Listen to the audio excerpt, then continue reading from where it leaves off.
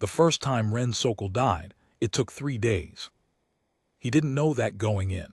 He was 22, a third year at Veldran University, and the only person in his apartment building who had spent the last 4 years playing nothing but survival games. He knew how to stockpile. He knew how to craft a shelter from raw materials. He knew, theoretically, how to stay alive when the world stopped cooperating. But knowing it on a screen, and knowing it in a city that had started eating itself, were two different things entirely. The outbreak hit Veldran on a Tuesday morning in October. By Tuesday afternoon, half the campus had locked itself indoors. By Wednesday, the power grid in the Eastern District was flickering. Ren ran to the campus convenience store on day 1 and bought everything he could carry, which turned out to be 11 granola bars, 2 bags of chips, and a bottle of vitamin water, because everyone else had the same idea and got there first. On day 2, he ran out of food. On day 3, he made the mistake of thinking the library basement would be safe, and it wasn't. He was cold, starving, and alone when it ended. He barely registered the darkness coming in before it was over. And then, without warning, without explanation, the Codex appeared.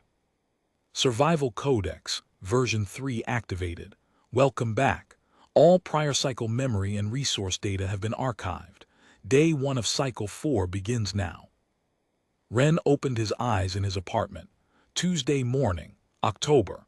The city outside his window was still intact, and the clock on his microwave read 6:44 a.m. He sat up very slowly. 3 cycles. He had done this 3 times and died each time, once on day 3, once on day 11, once on day 28.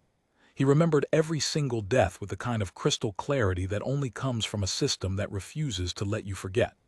The Codex floated in the corner of his vision like a game menu, a soft pale rectangle of text only he could see, organized by day, by resource, by threat, every mistake cataloged, every missed supply cache flagged, every horde route charted in glowing lines across a city map he had earned the hard way.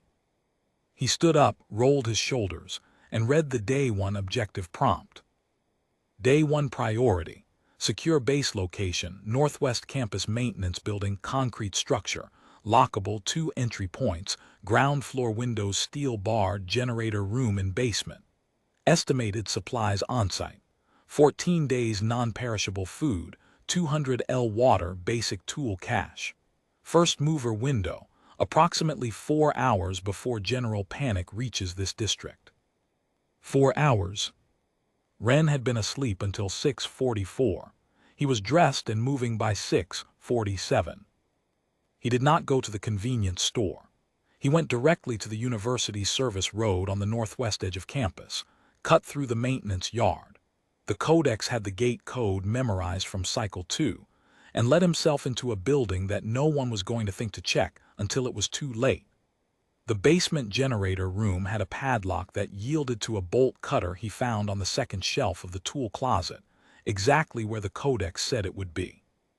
By 9:15 a.m., Ren Sokol had a fortified base, 14 days of canned food, and a generator that would run for 48 hours on its existing fuel load.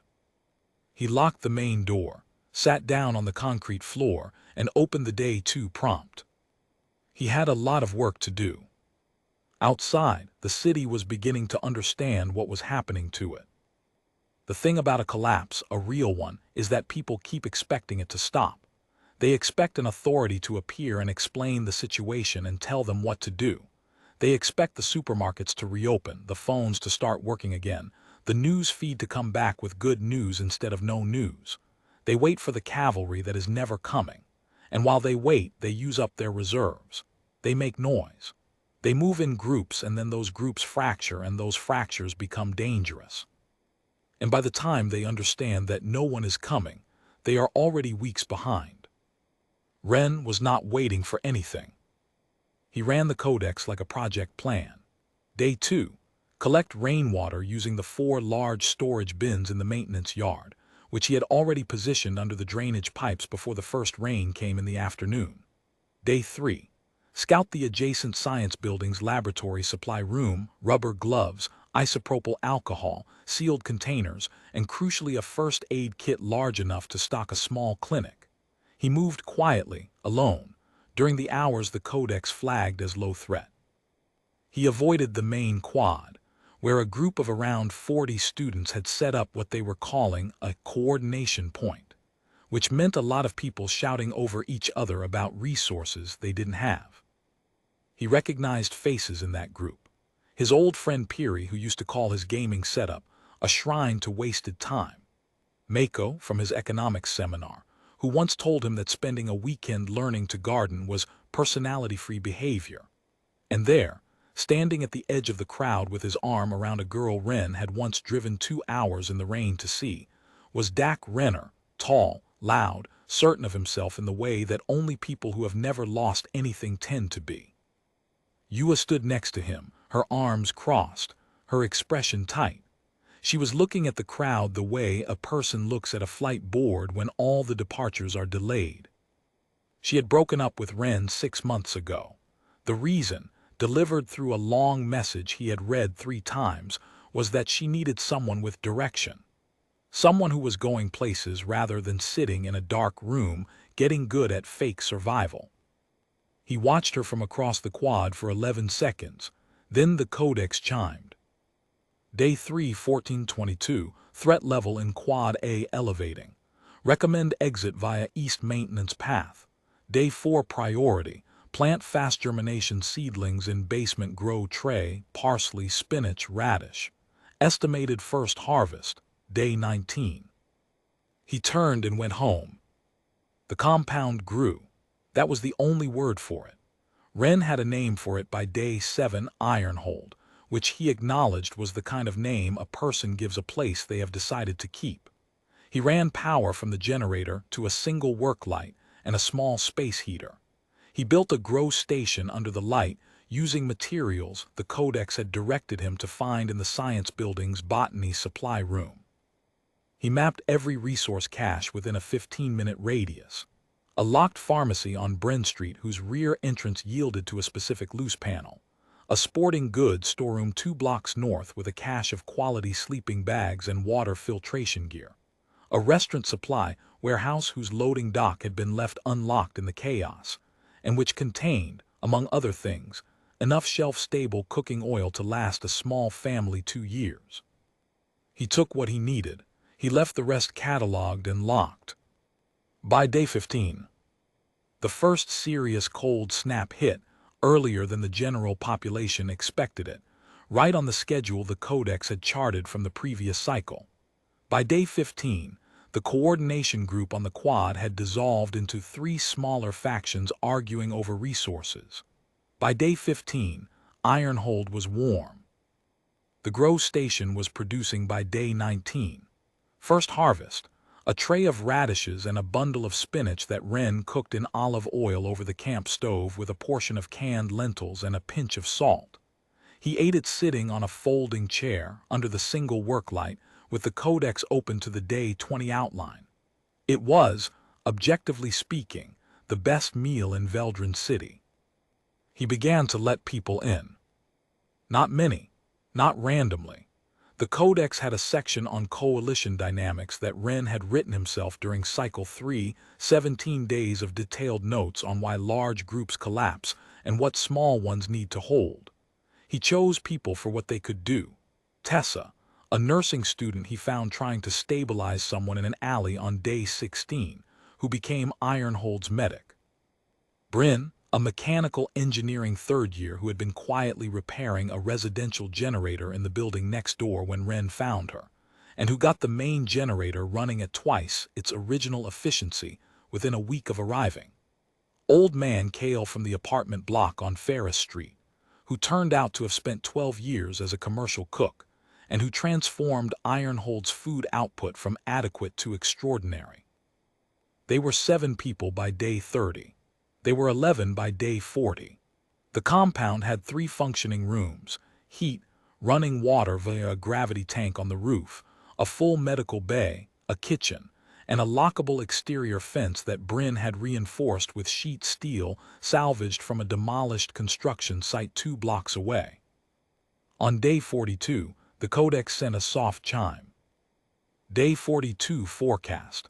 Second major horde migration from Eastern District expected day 4851. Recommend reinforcing northwest fence panel and staging 12-hour interior protocol. Also, incoming group at the south gate, day 47. Recognize before opening. Ren read that last line twice.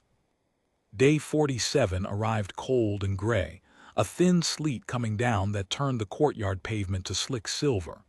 Ren was at the south fence, always checking the fence when he heard voices outside. He already knew. The codex was a precise thing.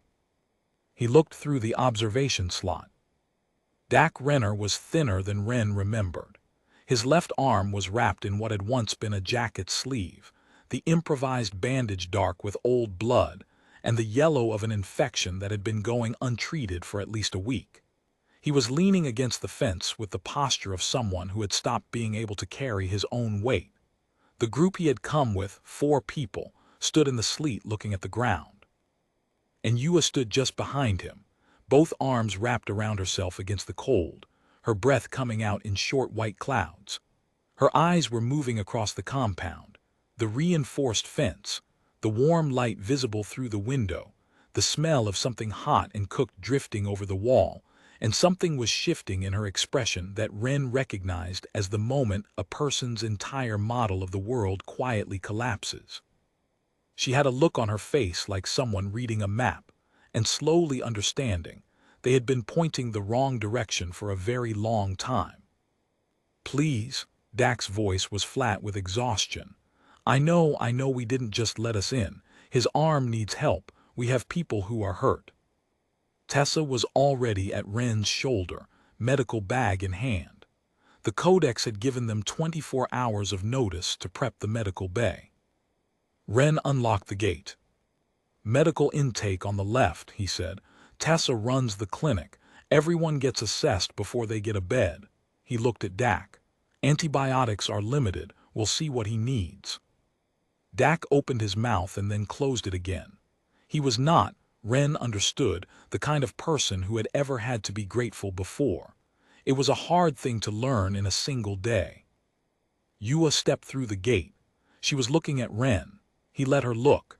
He did not have anything in particular to say. The compound was what it was, the food stores, the heat, the quiet, organized certainty of a place run by someone who had thought about every variable before the crisis ever arrived, and it said everything he might have said better than words could. "Ren," her voice was careful. She stopped, started again. "How did you know to do all this?" "I had time to prepare," he said, because he had, just not in the way she meant. He showed them to the intake station and left them there. Tessa was already checking Dak's arm, her expression professionally neutral. The rest of the group was sitting on the bench along the wall, warming their hands around mugs of broth that Kale had pressed into them without being asked, because that was who Kale was. Ren went back to his station, sat down, and opened the Day 48 outline. Horde wave inbound in 18 hours. Fence reinforcement, 7 bolts on the northwest panel, half-inch steel. He had the bolts. Bryn would do the welding in the morning. Ironhold would hold. He had already run the numbers. It had held in the Codex's projections 3 times now, and this time he had better materials and better people and 18 hours of warning that no one else in the city had. He wrote up the Day 48 protocol, printed it on the small battery-powered printer he had salvaged from the university's administration office on Day 6, and pinned it to the operations board. Outside, the sleet was turning to snow. Inside, the grow lights hummed warm over the radish trays. The kitchen smelled like lentils and garlic. Somewhere in the medical bay, Dak Renner was being treated for an infection he had gotten by not knowing what he was doing. Ren did not go check on him. He didn't need to. He had already known how this day would end. He had known since day 1, cycle 4, since the moment he woke up with every mistake he had ever made downloaded cleanly into a system he now knew how to use. By day 99, Ironhold was the only functioning settlement in a 30-kilometer radius. The grow operation had expanded to 3 full rooms. They had 24 residents, a rotating watch, a medical inventory that Tessa ran with the precision of a hospital pharmacy, and a formal intake protocol that processed an average of 2 new arrivals per week. Bryn had gotten the rooftop solar array running well enough to run 2 refrigerators. Kale had figured out how to brew a serviceable substitute for coffee from roasted chicory root, which had done more for compound morale than anything else Wren could have planned. People arrived at the gate with nothing, cold, hungry, grateful. Wren met every one of them with the same calm, the same intake process, the same quiet compound that had been exactly this warm and exactly this stocked since long before anyone else thought to prepare. He never said he told them so. He didn't need to. The gap was visible from the gate. All anyone had to do was walk in out of the cold and feel it.